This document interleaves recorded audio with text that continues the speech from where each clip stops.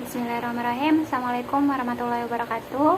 Perkenalkan, nama saya Arni Purwati. Saya peserta Latsar calon pegawai negeri sipil yang nantinya akan bertugas di MAN 15 Jakarta.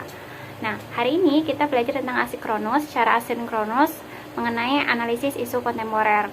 Nah, kami diberi tugas kelompok, kemudian nanti kita mengambil beberapa isu terkini, setelah itu nanti dianalisis. Nah, sebelumnya apa sih sebenarnya isu kontemporer ini?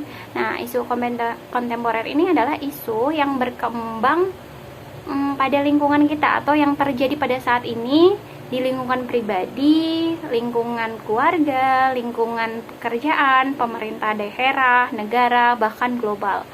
Nah, sebagai calon pegawai negeri sipil, kita itu diharapkan ketika terdapat isu itu dikaji, kemudian ditindaklanjuti. Apabila kita bisa mengatasinya, isu-isu tersebut diatasi seperti itu.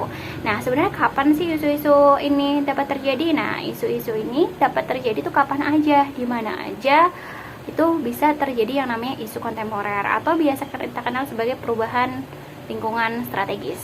Nah, sebenarnya apa sih modal yang harus kita hadapi sebagai calon pegawai negeri sipil? Nah, modal-modalnya ini adalah yang untuk menghadapi perubahan lingkungan yang strategis. Nah, yang dikenal sebagai modal insani. Modal insani itu salah satunya adalah modal intelektual, emosional, sosial, ketabahan, kekuatan fisik, dan jasmani. Gitu.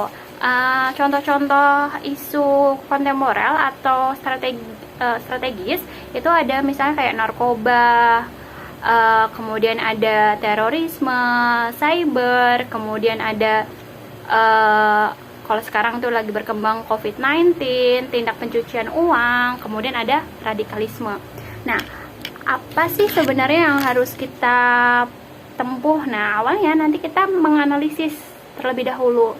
Nah, analisisnya dengan analisis teknik tepisan. Jadi, kita harus mengetahui nih mana sih isu yang benar-benar harus diprioritaskan, mana yang tidak, itu nanti ditepiskan. Kemudian setelah itu nanti kita ketemu isu yang paling prioritas. Nah, setelah udah ketemu, nanti kita bikin analisis secara mendalam. Nah, itu bisa menggunakan teknik mind mapping, kemudian analisis fishbone diagram, kemudian bisa pakai analisis SWOT gitu.